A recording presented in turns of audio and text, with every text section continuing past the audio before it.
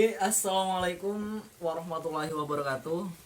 Apa kabar buat murid-murid saya SMK YP Fathahila 1 Cilegon, khususnya untuk kelas 11 MA, kelas 11 MC, kelas 11 MD, kelas 11 MG, MH, dan kelas 11 ML yang saya ajar di mata pelajaran Sistem Kelistrikan Mesin Industri 1. Jadi kita tahu bahwa saat ini kita tidak bisa belajar secara langsung gitu kan seperti biasa di kelas, karena kita tahu bahwa saat ini kita sedang dilanda oleh pandemi virus COVID-19 gitu kan, atau virus corona. Jadi terpaksa kita sekarang untuk proses pembelajaran tidak bisa berjalan seperti biasa di kelas, tapi melainkan kita belajar secara mandiri di rumah gitu kan.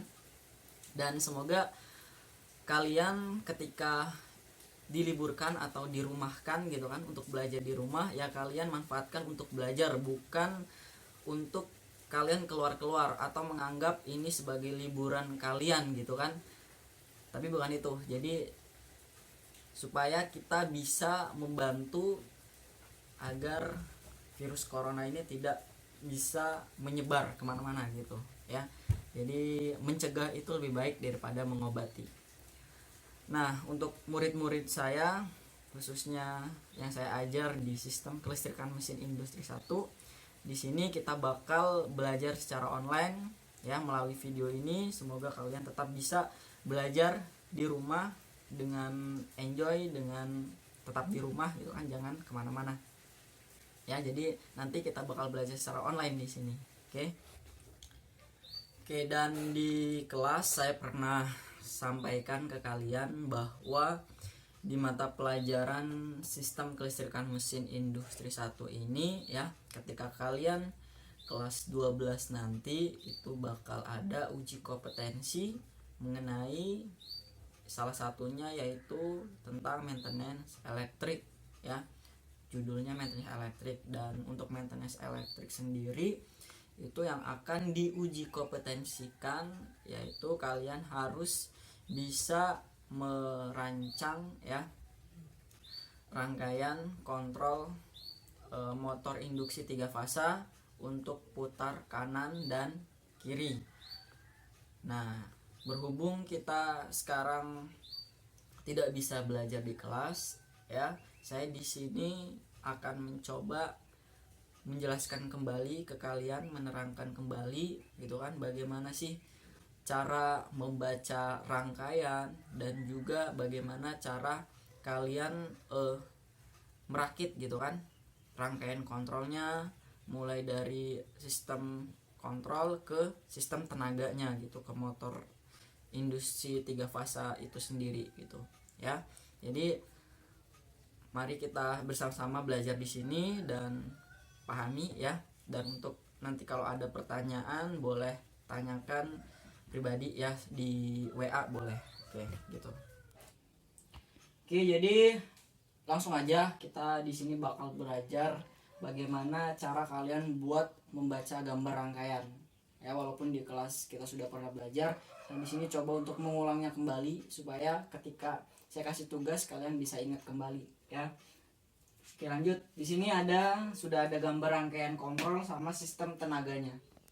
Jadi ini adalah gambar satu kesatuan yang bakal kalian rangkai ketika akan merangkai rangkaian motor induksi 3 fasa untuk putar kanan dan putar kiri. Sekarang yang pertama kita bakal bahas tentang rangkaian kontrolnya terlebih dahulu. Kita lihat di sini. Untuk rangkaian kontrol ya, komponen yang digunakan ada apa aja? Di sini ada MCB 1 fasa, ada overload, ada push bottom off, ada push bottom on 1, ada push bottom on 2, ada kontaktor 1, ada kontaktor 2, terus yang terakhir ada lampu indikator. Terus di sini untuk sistem tenaga, di sini ada sumber tegangan 3 fasanya. Terus di sini ada MCB 3 fasa.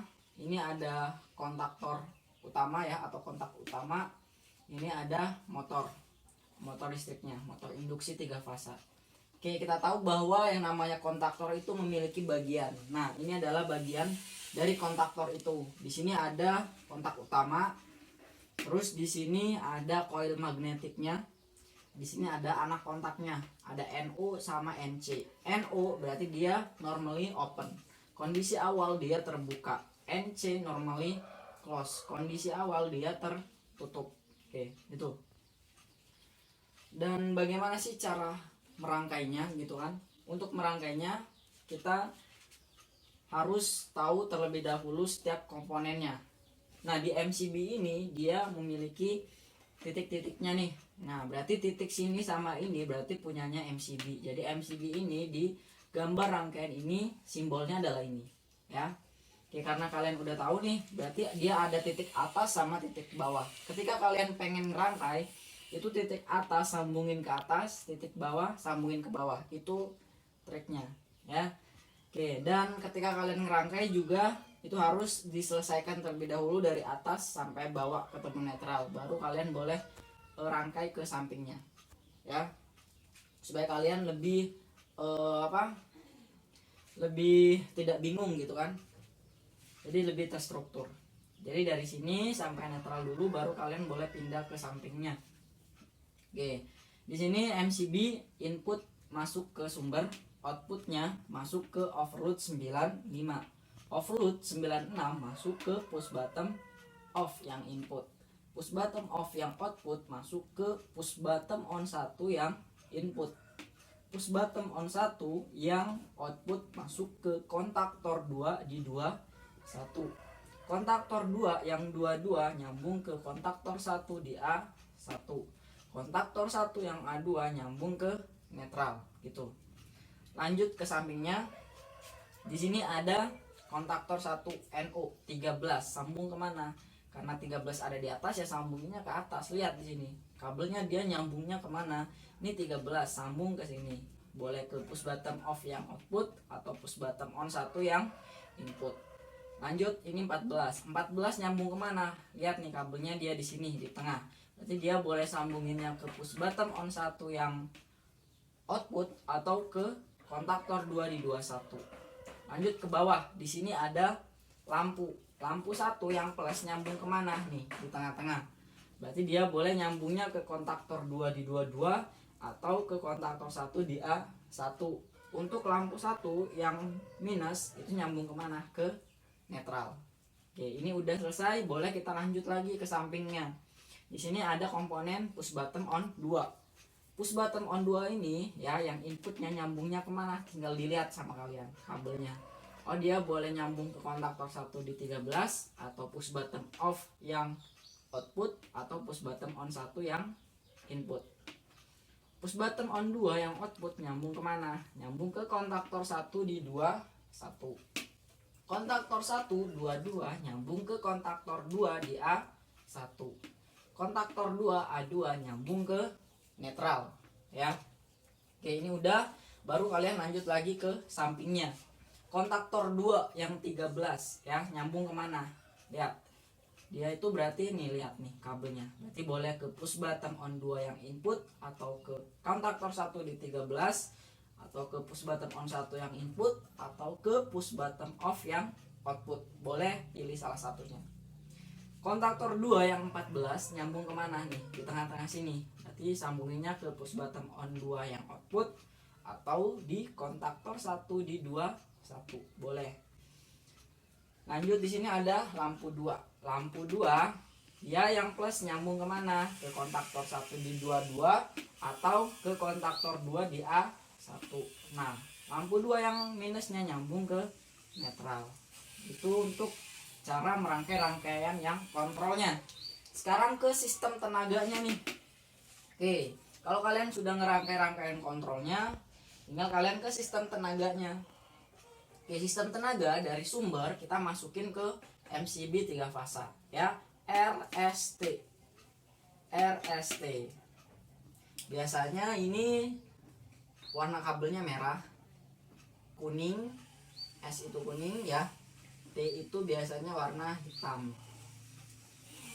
Oke, jadi nanti kalian masukin ke MCB 3 fasa sumbernya, baru nanti outputnya yang dari MCB 3 fasa itu disambungin ke kontak utama di kontaktor 1. Gimana nyambunginnya nih, yang keluaran dari R itu sambungin ke angka 1 di kontak utama kontaktor 1, terus S ke angka 3, yang T masuk ke kalimat di kontak utama. Oke, setelah itu yang ini boleh ke motor, jadi yang 2 nyambung ke sini, R, 4 S, 6 ke T ya, ini R S T. Baru setelah itu kita boleh sambungin ke kontaktor 2 nya. Gimana cara penyambungannya? Jadi angka 1 dia nanti ketemu ke 5, 3 dia ketemu ke 3, 5 ketemu ke 1 ya. Cara penyambungannya seperti ini. Lanjut, kalau yang bawahnya itu tinggal disesuaikan dengan angkanya masing-masing. 2 ketemu 2, 4 ketemu 4, 6 ketemu 6. Nah, itu udah selesai. Itu rangkaian kontrol motor induksi 3 fasa untuk 2 arah putaran, kanan dan kiri ya. Nanti kita bakal kasih tugas bagaimana kalian harus bisa menyambungkan antara komponen-komponen yang ada di sini melalui gambar ya. Itu aja.